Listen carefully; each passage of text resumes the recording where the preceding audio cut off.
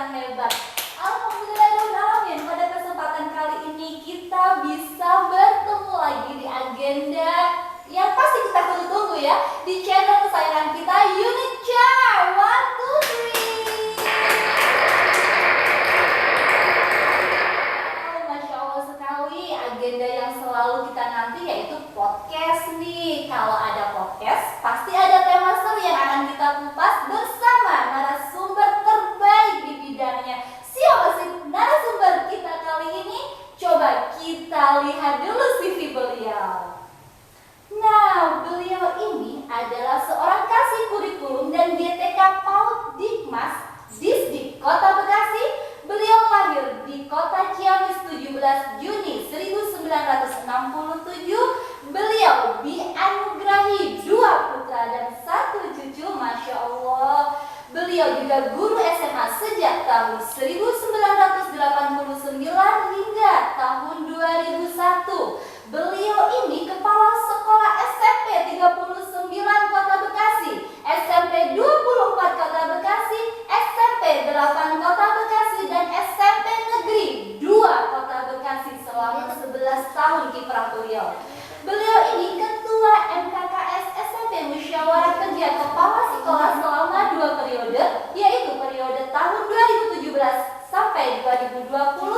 Beliau ini sosok yang aktif di bidang akademik dan SDM Yayasan Darul Maza. Karya-karya beliau coba nih kita intip, Masya Allah. Beliau ini tim pendiri RA Darul Hijrah. Beliau ini tim pendiri SMP Negeri 39 Kota Bekasi. Beliau ini tim pendiri SIT Darul Maza, di mana sekolah ini sebagai role model PJJ Kota Bekasi. Beliau ini tim perumus kebijakan pendidikan masa pandemi COVID-19 Kota Bekasi.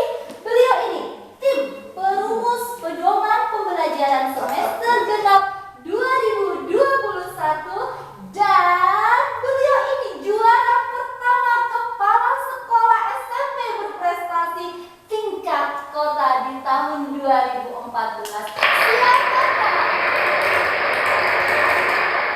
Siapakah beliau ini? Beliau adalah Bapak Dr. Andes Samsu MPD. Assalamualaikum Bapak. Waalaikumsalam Bunda Azizah. Apa kabarnya Bapak Samsu? Alhamdulillah, luar biasa. Allahu Akbar. Masya Allah, saya Semangat, banget ya. Sebelum nanti kita kemana-mana nih ngobrol Bapak Samsu, silakan disapa sahabat Unique Child dimanapun berada Pak. Silakan. Assalamualaikum warahmatullahi wabarakatuh, sahabat Unique Child di seluruh Indonesia. Apa kabar semuanya? Semoga semua tetap semangat dan sehat seperti kami di ruang ini. Ya, semangat dan sehat. Oke, terima kasih Pak Samsu. Adanya Pak Samsu di sini tentu nih sahabat Unique Child dan orang tua murid, terutama nih khusus di Darul Maza sudah tahu Pak, kita akan membahas satu tema spesial. Apa sih temanya? Kalau nanti bisa dipaparkan ya Pak ya, bisa ditampilkan nanti. Tema kita kali ini tuh orang tua butuh pemahaman. Kami siap memantapkan, luar biasa sekali Pak. Kalau lihat leaflet nih dari tema, geser dikit nih ke sampingnya ada KBRA. Kalau kita berpikir bulan sudah mendekati yang namanya PPDB. Kegalauan orang tua sudah mulai lagi nih Pak. Kalau flashback ke belakang, yang terjadi, yang kami alami untuk PAUD dan RA yang terjadi tahun kemarin Pak, luar biasa sekali. Ketika kami coba cross-check gimana perkembangannya, banyak orang tua yang galau, akhirnya memutuskan pending, akhirnya memutuskan mundur. Itu tidak hanya dialami oleh sekolah kami, bahkan sekolah-sekolah yang kami sudah mencoba survei itu sama Pak. Nah, mau tidak mau, ketika pandemi masih singgah di negara kita, kita pun harus bersahabat dengan kondisi, benar tidak Pak? Betul. Kita tidak bisa stuck begitu saja. Hak anak untuk belajar harus kita berikan. Tapi tetap Pak, orang tua sebagai tolak ukur Pak ya, sebagai yang utama nih, perlu kita mantapkan hatinya. Ada 2 pertanyaan besar Pak Samsu yang nanti akan coba nih Bapak paparkan agar orang tua itu lebih mantap. Seperti itu ya Pak. sepertinya sahabat Unikial kita langsung saja nih. Dua pertanyaan besar yang akan kita bahas kali ini. Yang pertama, bagaimana sih kebijakan pemerintah pusat dan pemerintah daerah tentang pembelajaran PAUD dan pencapaiannya di kala pandemi COVID seperti ini? Silahkan Pak Samsul mengatakan. Terima kasih Bunda Azizah. Saya senang sekali hari ini bisa ketemu dengan sahabat-sahabat UNICEF umumnya dan khususnya Bunda Yanda RA dari Lumajang di wilayah Kota Bekasi. Dua hal yang tadi disampaikan oleh Bunda Azizah, bagaimana kebijakan pemerintah dalam implementasi pembelajaran, implementasi sekolah di masa pandemi. Saya mencoba mengurai, menganalisa, dan menyampaikan dengan bahasa sederhana barangkali ya. Baik, agar mudah dicerna gitu ya Pak. Bunda yang berbahagia. Maret ya, 14 Maret kalau nggak salah, resmi pemerintah mempola pembelajaran, tidak boleh buka sekolah, tidak boleh tatap muka, tidak boleh ekstrakurikuler, tidak boleh kantin dibuka. Itu sangat ingat sekali di bulan Maret. Dan terus berjalan, kita tadinya mengandai-ngandai Maret paling Juli paling Desember. Ternyata Desember paling Januari. Terus ternyata analisa itu keinginan tatap muka secara regulasi itu tidak terjadi. Kenapa? Tentu ada pertimbangan yang sangat urgen sehingga pembelajaran tatap muka itu sampai sekarang belum dibolehkan.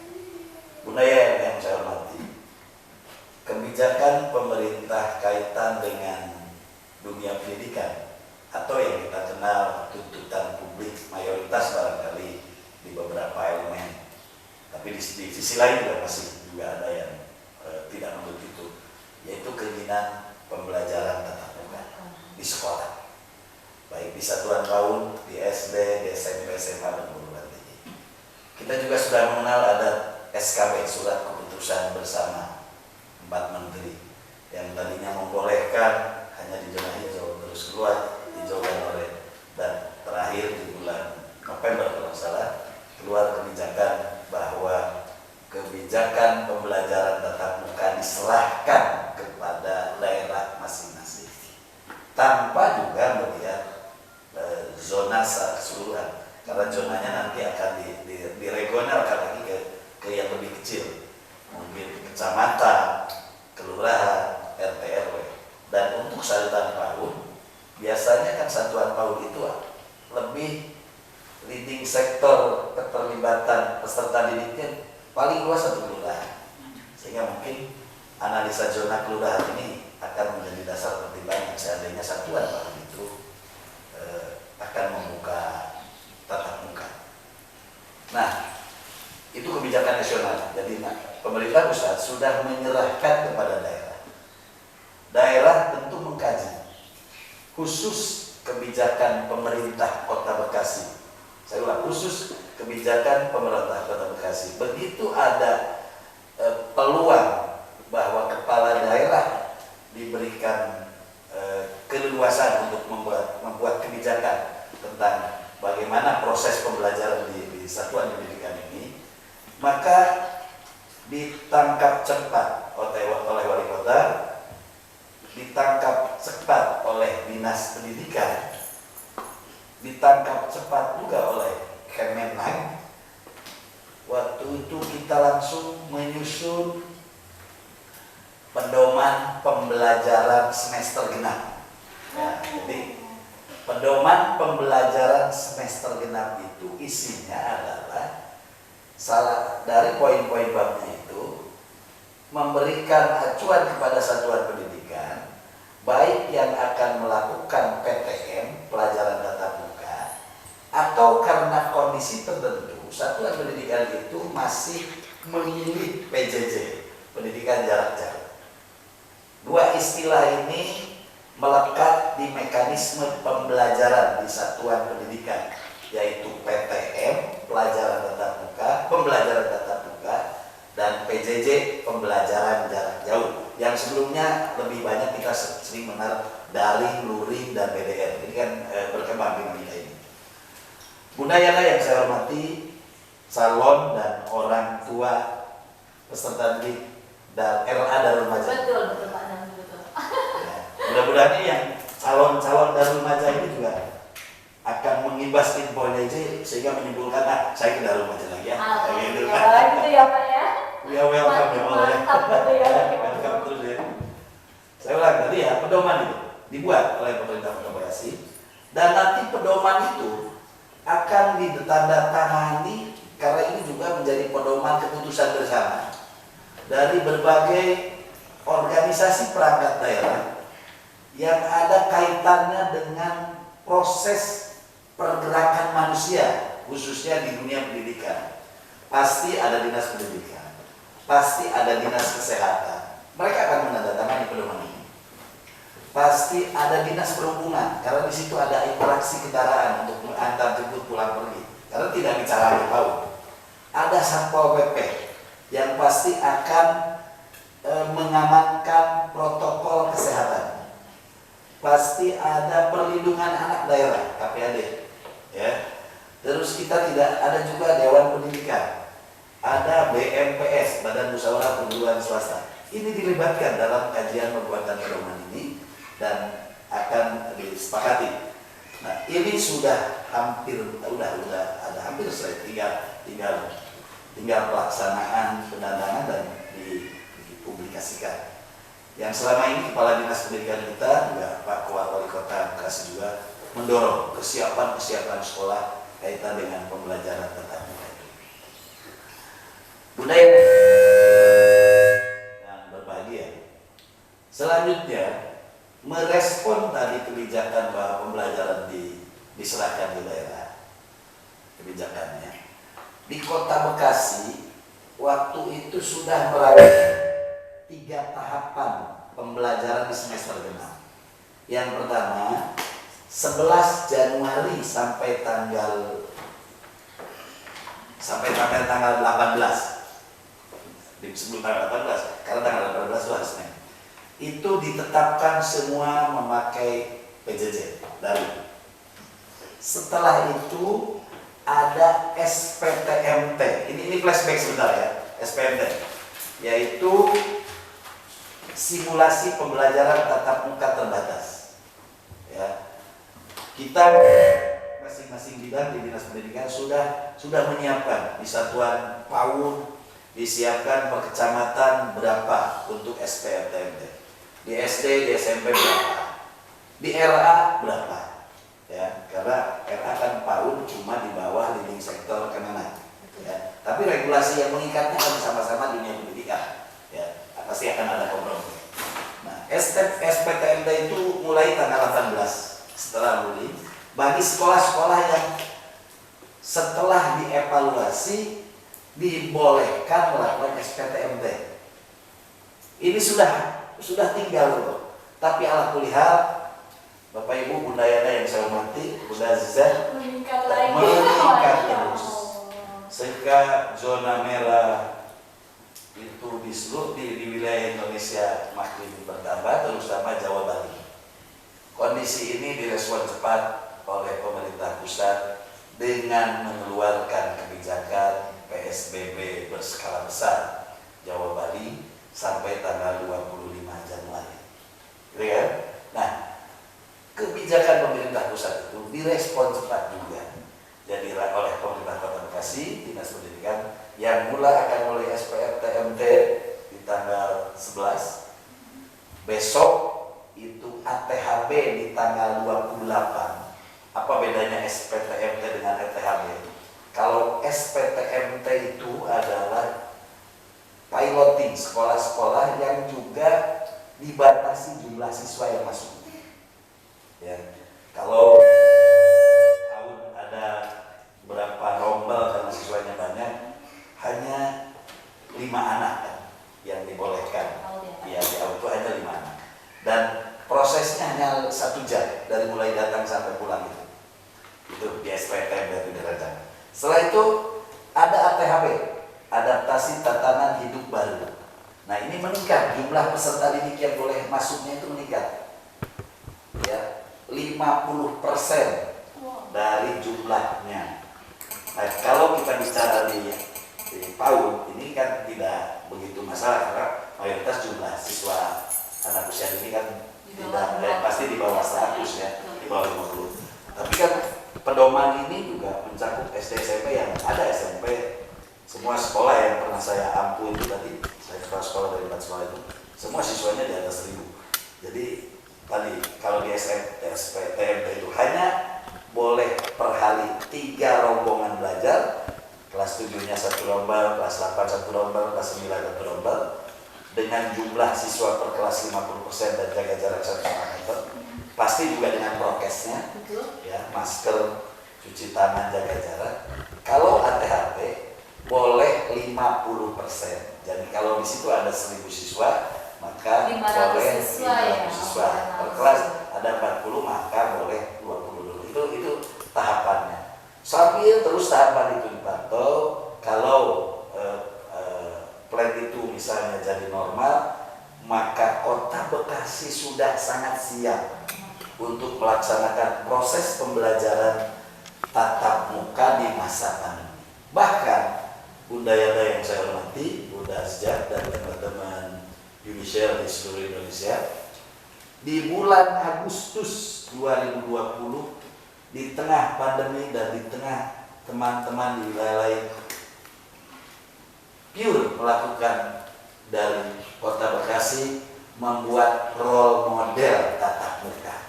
Sekolah role model, 6 sekolah. Oh sudah ya Pak? Sudah di bulan Agustus. Oh, Masya Allah. Nah, saya kebetulan waktu itu masih jadi pimpinan di SMP 2. Kalau sempat teman-teman barangkali, itu di bulan Agustus sangat viral di semua media nasional bagaimana Kota Bekasi yang diantaranya SMP 2 memulai membuat rule model pembelajaran tatap muka. Sehingga kalau ada kebijakan boleh tatap muka, maka ada model, ada contoh, ada pedoman, ada yang bisa dijadikan acuan tahapan-tahapan yang harus dilakukan manakala sekolah itu membuka pembelajaran tatap muka. Kesiapan orang tua di rumah, di perjalanan, di pintu gerbang, pergerakan pintu gerbang ke kelas, bagaimana step-step di kelas, bagaimana menutup, mengantar, dan bagaimana anak di rumah. Itu ada 8 langkah. Mungkin saya nggak tahu nih, Bunda Aziza udah lihat YouTube-nya yang yang belum boleh. Kalau belum nanti saya share. Ya. Terima kasih Pak. Ya. Nah, Bapak Ibu yang saya hormati, Bunda yang jadi kenapa kok tidak segera tatap muka? Belum ada kebijakan yang berpihak ke tatap muka. Saya ulang. Prinsip kebijakan pendidikan di masa pandemi COVID-19 yang pertama adalah kesehatan dan keselamatan peserta didik, siswa, pendidik, guru, tutor, dosen, instruktur, tenaga kependidikan, operator, tenaga tata usaha, teman-teman pendukung, pemelihara sarana pendidikan, keluarga dan masyarakat merupakan prioritas utama dalam menetapkan kebijakan pembelajaran. Saya ulang, kesehatan dan keselamatan. Karena hak hidup itu nomor 1. Hak kesehatan, hak pendidikan satu-satunya. Hak hidup. Yang kedua, tumbuh kembang peserta didik dan kondisi psikososial yang menjadi pertimbangan dalam pemenuhan layanan pendidikan selama masa pandemi COVID. Jadi tumbuh kembang itu juga menjadi menjadi prinsip. Nah, teman-teman sekalian, Bunda Yanda, Judicial di seluruh Indonesia. Terus kita harus bagaimana? Gitu kan? Kita harus bagaimana? Terutama PAUD gimana nih? Gimana? Yang sangat rentan sekali usianya. Orang tuanya mulai galau. Aku nggak bisa jadi guru. Saya sibuk bekerja. Bagaimana anak saya? Itu ya Pak ya, dulu saja Pak. Bunda Aziza, ingat ya, saya ucapkan sahabat atau hadis, didiklah anakmu bukan untuk hidup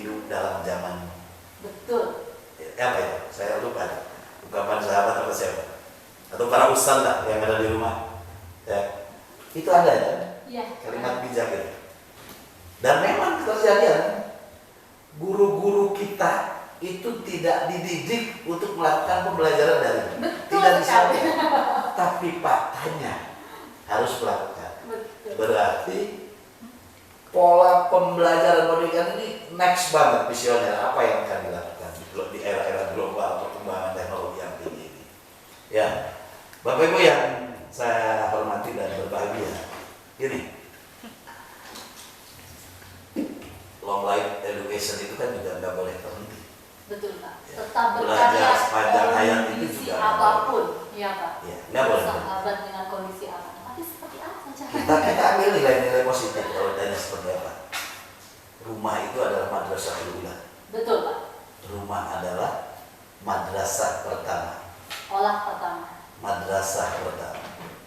Pendidik pertama. Orang tua itu juga pendidik utama. Betul. bagi anak. Ibulah guru pertama. Guru Betul ya Pak ya? Ya. Sehingga saya terkesan juga menyetir salah satu ceramah UAS. Allah lagi mengirimkan tentaranya ke muka bumi untuk mengembalikan fitrah-fitrah manusia itu. Ya Allah, saya merinding Pak. Merasa tersentuh, merasa merinding gitu ya Pak. Masya Allah. Karena kan gini, ada apa ya? Ada pemikiran atau pendapat beberapa kelompok masyarakat, barangkali orang tua, merasa sangat sudah merdeka manakala anaknya sudah didaftarkan di sekolah, terus menganggap itu sekolah bisa mewujudkan sesuai dengan harapan orang tuanya dan memilih sekolah dengan harapan, sehingga jongjon, geus dikapolakeun ieu, ya kan? Pasti bapak ibu gurunya. Nah, Semua diserahkan ke sekolah. ternyata Allah punya rencana lain. Ayo madrasatul ula, Di rumah. ayo rumah, ya kan? Wow. Nah, tapi poin rumahnya itu adalah poin implementasinya. Ya, disinilah Tripusat Pendidikan berkolaborasi bersinergi. Ulang, Tripusat Pendidikan berkolaborasi bersinergi, menghasilkan output, ya, menghasilkan produk. Siapa Tripusat itu? Formal kita yang ada di sekolah, ya, non formal kita di masyarakat, bagaimana daya dukung lingkungan, dan informal bagaimana daya dukung keluarga di pembelajaran. Nah, selama ini dominasi daya dukung proses pembelajaran perkembangan anak ada di kita di lembaga-lembaga formal, di sekolah-sekolah, di PAUD. Sekarang bagaimana menggeserkan sekian persen dominasi ini ada di Rumah. ada di bayu, ada di bumi, tapi tetap dalam koridor capaian perkembangan anak. Nah, pengetahuan tentang step capaian perkembangan anak itu adalah ranah dunia formal. Sehingga pembelajaran masa pandemi ini mutlak perlunya bersinergi, mutlak perlunya kerjasama, mutlak perlunya pemahaman bersama tentang pola pembelajaran antara satuan pendidikan yang di dalamnya ada bapak ibu guru dan orang tua yang akan menginteraksikan langsung pola itu dengan anaknya. Sehingga saya mengamati, kebetulan tadi disampaikan di kurikulum itu saya pernah di SMP, di SD, dan saya tetap sekarang di PAUD. Ada perbedaan karakter pola pembelajaran di PAUD, di SD kelas rendah dengan SD kelas tinggi dan selanjutnya. Di PAUD pola pembelajaran itu tripatri, tidak bisa direct, tidak bisa langsung guru dengan murid, tidak bisa langsung si pengajar dengan peserta didik.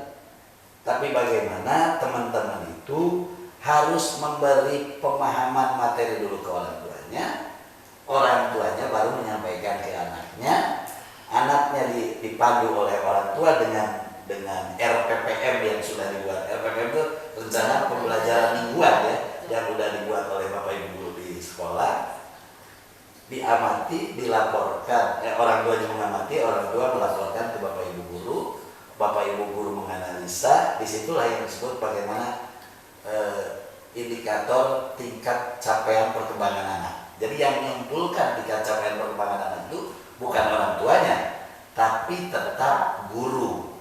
Itu perbedaannya. Kalau dulu kan murni proses pembimbingan capaian perkembangan anak itu ada di guru. Pelengkapnya adalah orang tua. Sekarang kebalikan, ya. Dominasinya, tapi panduannya, bagaimana teknis pencapaian proses itu ada di kita. Guru mengikuti panduan yang disampaikan oleh gurunya. Itu perbedaan pembelajaran di PAUD, di masa pandemi. Bunda Yanda, Bu Azizah dan sahabat Yuni share 1, 2, 3 di seluruh Indonesia. Sehingga tetap Bapak Ibu yang saya hormati, pembelajaran di satuan PAUD harus tetap berjalan. Polanya sekarang mau pakai yang bagaimana? Kebijakan pemerintah tetap kita harus PJJ. Ya. PJJ dengan pengalaman yang sudah lama ini sudah menemukan beberapa variasi-variasi penyampaian, variasi-variasi aplikasi, variasi-variasi teknis penyampaian. Kita mengenal bagaimana ada WA Group, ada video call, ada video pembelajaran, terus apa lagi? Ada Google Class ya. Ya, Google Class, Zoom Meeting, ya. Terus mungkin ada Voice Note yang aplikasi sejuta umat pasti ya. WhatsApp ya.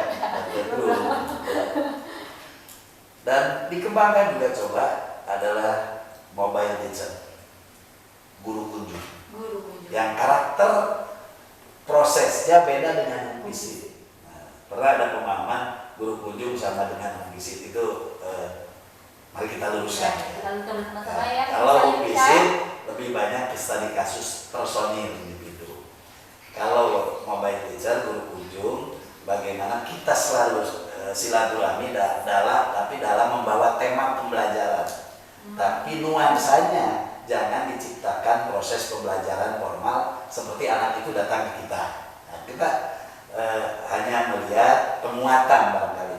Penguatan selama ini yang diberikan oleh Bapak Ibu guru di sekolah ke orang tua pada saat guru kunjung itu dikuatkan mana kekurangan dan kelebihannya, dan dengan guru kunjung itu teman-teman akan bisa mendapat data akurat tentang capaian perkembangan anak. Kenapa? Karena direct. Kalau tidak pernah guru kunjung, bisa aja, tapi mudah-mudahan nggak ada di dalam aja di sahabat Yuncel ini. Pada saat membuat pelaporan informasi, orang tua selalu positif. Contohnya baik, karena kan bisa. naluri orang tua pasti ingin menyampaikan yang terbaik informasi keluar itu. Nah, itu psikologi orang tua, wajar saja. Tapi tidak harus begitu, karena capaian perkembangan ini harus real untuk memudahkan hasil supervisi penilaian itu yang akurat. Toh tujuannya kalau di satuan PAUD kan bukan nilai A, B, C, D, 7, 8 sekarang. Hanya ini ada kendala di sini, maka solusinya begini. Gitu kan? Nah, ya pelaporan itu harus akurat mungkin. Bapak Ibu yang saya nanti, Bunda Yanda yang sahabat Unicil di seluruh Indonesia, perubahan itu dirasakan. Dan ungkapan-ungkapan yang tadi saya sampaikan didengar, dilihat, dirasain, itu munculnya ungkapan spontan, bukan ungkapan rekayasa. Saya yakin kita semua di sini udah punya anak. Saya nggak tahu udah punya anak. Ya, itu kan naluriah banget ya. Seorang ibu menceritakan kebaikan anaknya. Nah, untuk itu tadi Bunda Yana, saya tekankan lagi, pelaporan kegiatan anak di rumah itu harus the real, the fakta, jangan by rekayasa, karena nanti akan membohongi, sehingga analisa ibu guru bisa salah. Nah, disitulah perlunya guru kunjung, mobile teacher, dengan tetap memperhatikan prokes. misalnya Bu Aziza, ini kan ada di Kelurahan Jatisari ya. Kebetulan di Komplek Danamon, oh ada anak PAUD ada remaja 5 orang, ayo kita ngumpul di rumah siapa, misalnya gimana, udah aja datang. Tapi harus tanya dulu nih yang punya rumahnya, tetangganya, risih nggak kalau pada ngumpul di situ? Kalau risih, pegang jangan, kan? Jangan. Ya, orang tuanya, anaknya ngumpul di situ, ngizinin nggak? Kalau nggak, jangan. Karena kunci pembelajaran selama pandemi itu adalah bagaimana rekomendasi orang tua izin atau tidak izin. Termasuk nanti seandainya tetap buka, dasar utamanya adalah orang tua mengizinkan ya. Kalau semua misalnya di RA ada rumah nggak ada yang mengizinkan, lanjutkan PJJ ini. Kalau dari berapa siswa sekarang? Alhamdulillah tahun ini kita di 46 siswa. Nah, 46 siswa. Ternyata yang mengizinkan hanya 20. Berarti yang 26 layani dengan PJJ. Yang 20 layani dengan tatap muka. Jadi blended. Ya, kombinasi. Ya, jadi tidak harus semuanya, enggak. Kata kuncinya adalah orang tua menyatakan saya mengizinkan anak saya ikut. Mohon maaf Bunda Yanda, saya tidak mengizinkan. Dikelompokkan yang tidak mengizinkan layani dengan PJJ. Oke. Wow. Tadi apa sih yang ingin dicapai ya? Tadi arahnya di situ kan dia? Iya betul Pak. Oke. Bagaimana sih? Mau arahnya kemana nih? Ya pasti. Apa yang mau dicapai? Kan ada 6 capaian. Betul. Iya kan? Betul. Tingkat perkembangannya anak. Nah, yang 6 capaian, Bu Aziza ada yang nyeritain satu? Oh, saya mau nyeritain. Iya. Aspek kognitif. Kognitif nih kalau Pak Samsu bilang ini kognitif. Kognitif itu pengetahuan. Betul. Adanya di sini nih, ya kan? Ini apa nih? Otak ya? Kepala juga sih. Terus Aspek bahasa. Bahasa itu juga lipat tuh tingkat capaian perkembangannya ya dari usia 0 kan saya ulang ya, PAUD itu 0 sampai 6 ya. Betul. Iya kan? 0 sampai 6. Dan itu adalah golden age. Saya lupa tadi ya menyampaikan kebijakan itu lagi nih. Pemerintah Kota Bekasi. Masuk SD wajib PAUD 1 tahun. Wah, Masya Allah, berita gembira sekali nih Pak. Ya. Cikgu-cikgu di seluruh Indonesia tidak perlu khawatir, kita akan bangkit lagi karena kebijakan dari pemerintah kota dan pemerintah yang ada di pusat ya. Kita berdoa bersama. Di Kota Bekasi, Semoga Kota nih Bekasi. kedepannya lebih baik lagi. Ya, Kota Bekasi. Sudah ada perwalnya bahwa untuk masuk SD wajib pernah PAUD 1 tahun. PAUD-nya apa? Kan PAUD ada beberapa macam kan? Bisa TK, bisa TK, bisa TKB, bisa SPS kan gitu ya? SPS apa ya Pak ya? Satuan PAUD sejenis yang ada di Posyandu yang Oh, itu ya. Itu emang dibawa di Kota Kelola Dinas Pendidikan. Kalau kita kan ini Kemenak ya. Mohon maaf Pak, coba sedikit meluruskan nih. Itu kan berarti lembaga-lembaga yang benar-benar sudah berizin ya. Kata kuncinya berizin. Oh, Berizin itu adanya di mana? Terintegrasi ada di Dapodi. Di Dapodi. baik. Kalau di mana Gamis ya? Betul. Nah, Nah, ketika